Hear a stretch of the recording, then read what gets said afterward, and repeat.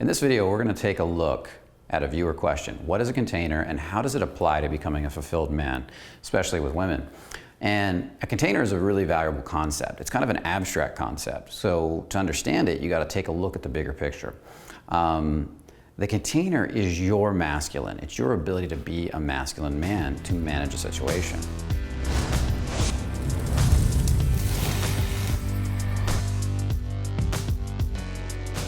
If you take a painting and you put it on the wall, what holds it up? It's a frame, and the frame is a form of a container. It's what keeps the painting in place, but the painting is the artwork. It's the expression. It's what wants to be seen. Well, the masculine is like that frame. It's basically a container for the expression. The feminine is the expression itself. This can be applied to many different things. If you look at a bucket is the container for whatever you put inside of it. If you look at a riverbed, the riverbed is the container for the river. They both affect each other because over time the river helps to form the riverbed, but the riverbed helps to guide the river. They work together as a team to make the flow of that river possible. If the container wasn't there, the river or the water would just disperse. If it was just water. If the container was there without the water, well, it would just be an empty, dry riverbed. So let's take a deeper look at this. How does this apply to men and women? Well, for men, and what women are looking for in men, or the feminine, what the feminine is looking for in the masculine, let's do it this way, is the ability for the masculine to hold a container while you're on a date, while you're in a relationship, while you are out together. See, she might be really good at her masculine. She might be really good at creating a container. She might have a really strong container at the business that she runs. Maybe she runs a business and maybe she manages the whole operation and she creates a container and oversees the whole operation to keep it operating well, to keep it flowing well. So she sees little things that start to go off and she's kind of nudging this back over here. She's managing that over here. She's taking care of this over here. Well, you're the same way. And when she comes home, what she wants to do is surrender her masculine and step more into her feminine to be with you and have you take over the masculine role. This causes a sense of polarity between you two, a sense of polarization. So what you do at that point is you'll step into your container and you'll start to manage a situation. You go out on a date and you're taking care of making sure that you know what restaurant you're going to, knowing where you're going. You're leading in a sense, and that's what creates the container. You're dealing with the rude waiter if the waiter gets rude. For example, when I was out with somebody a while back, I remember some really drunk guy coming up and getting right in the woman I was with's face and started to be really forward with her because he felt she was really attractive and wanted to meet her. And I had to deal with that situation. I had to step into the tension of that moment, deal with that situation and manage it. And that's part of managing the container so she can feel safe to be the feminine, to be expressive, to be emotion, to be artwork, to be turn on. And she can do it for you, the person providing the container, which then in turn creates the balance back and forth. So that's really what a container is. The container, for example, might be you instead of saying, hey, where do you want to go to dinner, saying, hey, I found this great place and I made some arrangements, let's go to dinner. Or you saying, you know what, I really want to see you again. You taking the lead in these situations and allowing her to surrender and flow with you. The more she trusts you, the more she's going to want to flow, the more she can be in her feminine. The more she'll send you signals to your container letting you know what she feels and what she wants. And she'll be doing this primarily through inference because that's how the feminine talks. The feminine talks in inference and in metaphor. So she might say to you, she might hem and haw at a restaurant choice and you might feel that she really doesn't like that and she'll be like, well, I really don't like Chinese food. But inside you'll hear that and you'll go, but I know this other place. It's a Mexican restaurant that's really good too that I like. You know what, let's go to this Mexican restaurant instead. I really love Mexican food too. And in that, she will hear you and appreciate that you picked up on her subtle signals. Your container was active and adjusted to her in the moment. And you take the lead and you lead that. And in a sense, she back leads while you directly lead and you bounce off each other. She flows and talks to you through emotion, inference, and metaphor. Now, does she have to be like this all the time? No. She might step into her masculine from time to time. But when a man and a woman are together, and the woman is feminine, which most women are, and the man is masculine, when they're relating intimately or getting intimate, most of the time the woman's going to want to take the intimate role. The man's going to enjoy stepping in the masculine role once he's gotten used to it. The reason I say it that way is there's a lot of men out there that just aren't used to stepping into their masculine, so it has to be developed for them. And in that, when you start to develop that sense of balance, you'll create polarity. You might even be the type of man that goes to work and steps into his feminine. Maybe you're real creative and you flow at work. But to get your full sense of health and sense of power as a man, you need to come home and step back into your masculine with your partner. And that's what relating does. When we're in relationships, we tend to choose a side, like a left or right hand, and we tend to spend more time in it. Most men will choose the masculine in relating with their feminine partner. Most women will choose the feminine. And in that, they create a dance together, and they play off each other. And maybe there are times when he's sick and he needs taken care of where she steps into masculine with certain roles, feminine with other roles, and he does the same. But for the most part, that's where it happens. That's how it happens. So I want to invite you into this world of starting to look around and see where you can see that you're not creating a container, that you're kind of waffling. Maybe you're out on a date with her and your mind's always wandering in somewhere else and you're not aware of the space around you two at all. And she can feel that. So she's always asking you, what are you thinking about? Where are you? And when she's saying that, she's saying, where is your container? I can't feel you here in the here and now managing the situation, noticing the stuff that's going on, being able to handle it. And to really illustrate this, I'm going to give you a really good example.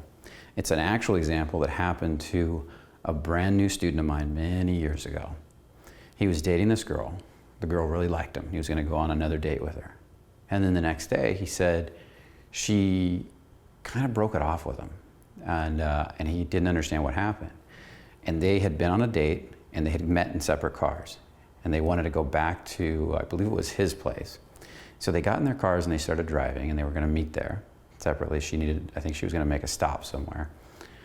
And she got in a little tiny fender bender. And she called him and said, oh, I just got in a car accident, I'm going to be late. And he said, oh, are you okay? Do you need me to come? And she goes, no, it's a little scratch, it's fine. I'll handle it, it's good. Now these two are on a date. She's been dancing in her feminine with him. He's been handling the masculine all night. He's been being the man. And she kind of hemmed and hawed, and she was nervous, and she was a little upset and concerned, but said she would handle it. And he said, okay, well then I'll see you here. So she came over, and he noticed suddenly she was kind of distant. And then the next day, she ended it and said she didn't want to see him anymore. And after talking to him for a bit, I got really clear that what had happened was he was her masculine, and she was feeling him out, just started to date him to see if he could handle being the masculine, and she was being the feminine. She got in this car accident, even though it was tiny and she could handle it, and she had her own masculine that she could handle it with. She wanted to know she had a man that would show up and handle it. And she said no, but she hemmed, she hawed. She didn't say no. She said no, kind of hemmed and hawed.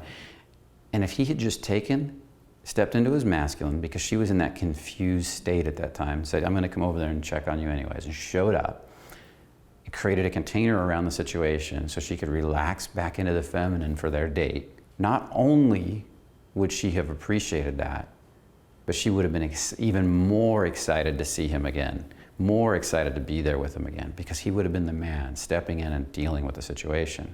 Not that she couldn't, but that she wanted to be able to be fully feminine while with him. She wanted to know he could handle the shit when shit hits the fan, so she could stay in the creative, artistic, flowing, playful side of the feminine and be a girl for him, and then reward him later for it with her feminine. And this is what guys miss all the time. We've lost it in modern society. We're slowly heading back towards it, but we've lost it. And it's a powerful realization when it hits you. You see, the feminine doesn't say what it needs directly. It usually says it through inference and metaphor and hems and haws, and it kind of figures it out through this ebb and this flow, and it's kind of pushing out in every direction. It's missing a container. The masculine is a container, full masculine, with nothing to fill it. And when you're in the middle, you're not really attracting anybody. You might feel solid, you might feel complete, you might feel whole, but you're not going to feel turned on. But when you polarize into your masculine, and you let the woman and you polarize the woman into her feminine, that's where turn on happens. That's where attraction happens. It can happen in reverse. Maybe you meet a really masculine woman that loves being masculine and you polarize into your feminine, which polarizes her into her masculine. That's really rare, but it can happen. So I want to invite you into this world to start to look around. Where are you handling the shit when the shit hits the fan on your dates? Where are you creating a container? Where are you being present for your dates? If you need time for your mind to wander, set time to do that without her. And when you're with her on her dates, be 100% present. Don't be distracted every few seconds taking calls, texting, getting on your phone. Be the man. Don't be afraid to set ground rules. Don't be afraid to create a container. You are leading that date. And part of leading that date isn't just giving her what she wants, but stepping into that container and giving the moment what it needs. Telling her to put down her cell phone and let's be present too. And that's all part of it. So start to become aware of your container. Make a list, take note. Go out and watch other couples. See what they're doing. See where the guy's not creating a container. He's being nervous and jittery and he's not present with her. He's not solid. And what you'll start to realize is the guys that are really good at creating a container can do a lot less. They say a lot less. They relax into their bodies more. And the women do more and more of the moving and the talking and the flowing. And these guys can just relax. Now, there are some guys that create containers that talk more. But you don't need to. Once you've got the container, you'll be surprised at how much easier it is to attract women. And the container can be developed over a lifetime. It's a powerful and powerful concept that doesn't just work with women, but it works in sales, it works in running a business, it works in all kinds of stuff. So, I hope this helps you to understand what a container is a little better. It's a little bit longer video. I wanted to take time to explain it because it does seem like an abstract concept at first. But once you start to get it, it's not abstract at all.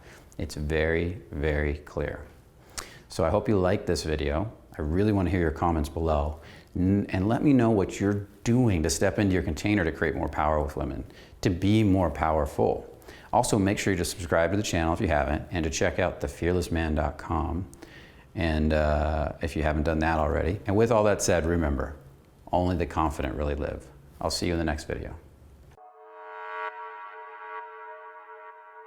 Matter of fact, life is perfect, and it's pretty much perfect for everybody. There's a reason for that. I've been teaching personal growth for years, working in personal growth, and there's two communities of thought that I've noticed. I used to see people, I still do actually, see people that would struggle a lot at changing and growing.